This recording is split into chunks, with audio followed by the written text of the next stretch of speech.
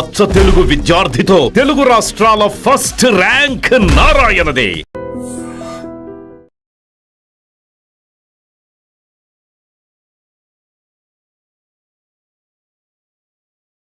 నమస్తే, welcome to I Dream talking point with Kavitha.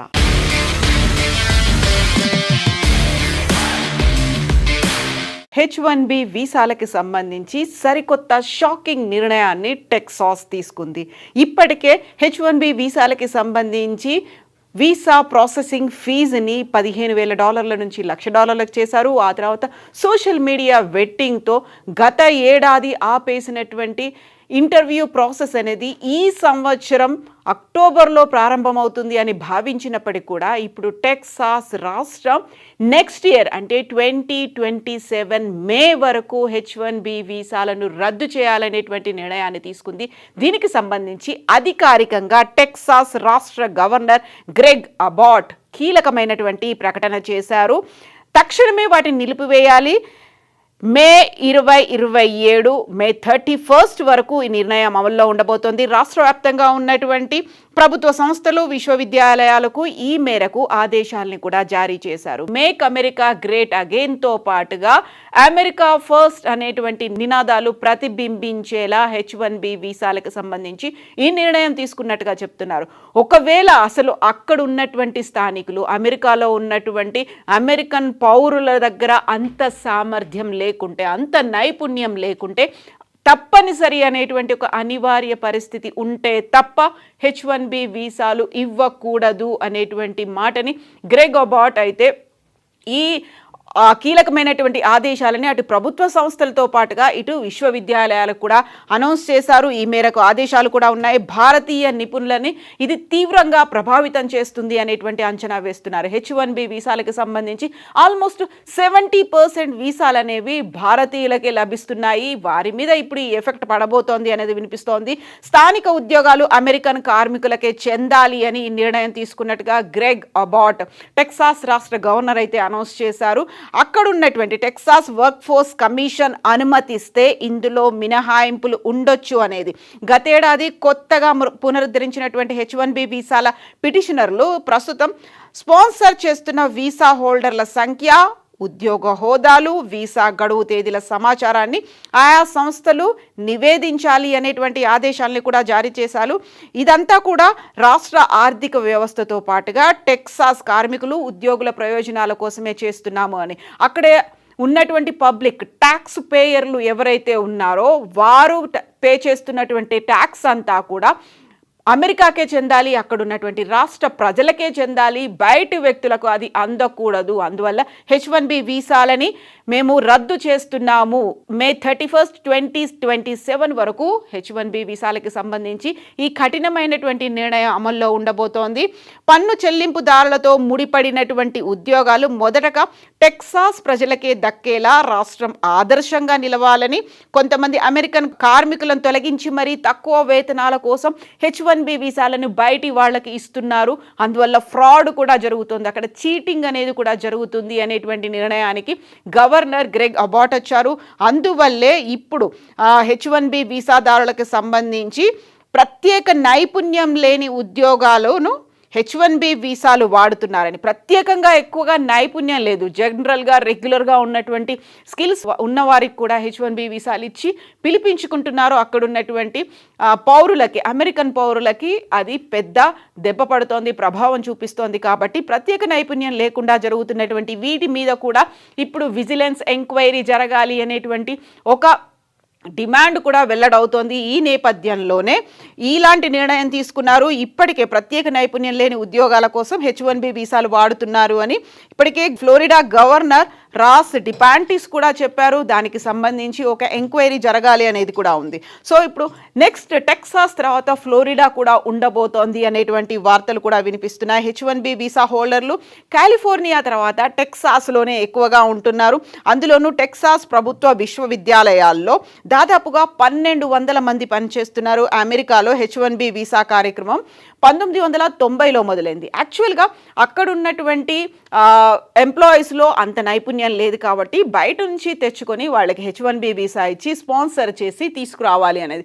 First వాళ్ళని check పెట్టడానికే అక్కడ వీసా ప్రాసెసింగ్ ఫీజుని పెంచారు. ఆ తర్వాత సోషల్ మీడియా వెట్టింగ్ అనేది డిసెంబర్లో ప్రారంభమైంది. ఈ నేపథ్యంలో స్లాట్స్ అన్నీ కూడా పోస్ట్పోన్ అవుతున్నాయి.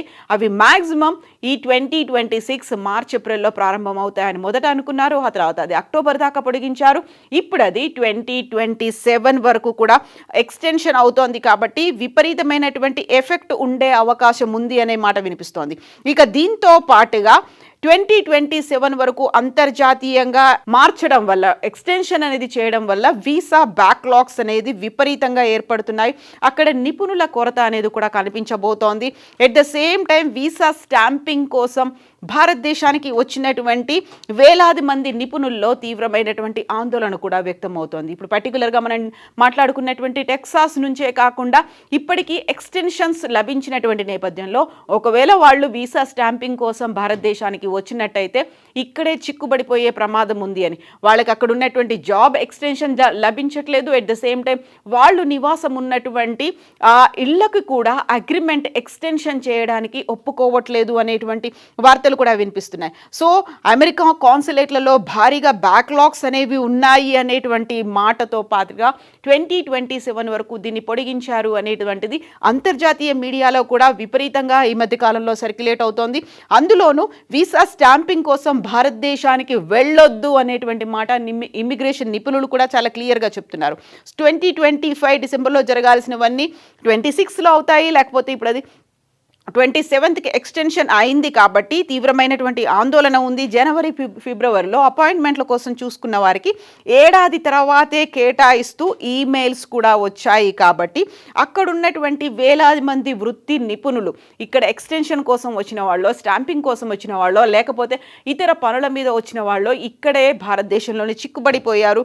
భార్య పిల్లని వదిలి మరీ ఇలాంటి పరిస్థితుల్లో ఉండడం ఇబ్బందికరంగా ఉంది, కష్టతరంగా ఉంది అనేటువంటి మాటలు వినిపిస్తున్నాయి. ఇందులోనూ H1B వీసాకి సంబంధించి ఎంప్లాయ్మెంట్ కాంట్రాక్టులు, హౌసింగ్ అగ్రిమెంట్లకు సంబంధించి ఇబ్బందులు కూడా ఎదురవుతున్నాయి. గత 50 రోజుల్లో భారత్లో ఒక్క వీసా స్లాట్ కూడా అందుబాటులోకి వచ్చినట్టుగా తమ దృష్టికి రాలేదు అనేది ఇమ్మిగ్రేషన్ నిపుణులు చెప్తున్నారు. ఈ నేపథ్యంలోనే ఇప్పుడు H1B వీసాలకి సంబంధించి స్లాట్ దొరకడం అనేది, అపాయింట్మెంట్ అనేది, ఇంటర్వ్యూ ప్రాసెసింగ్ కోసం అనేది బుక్ చేసుకోవడం చాలా కష్టతరంగా మారింది అనేది.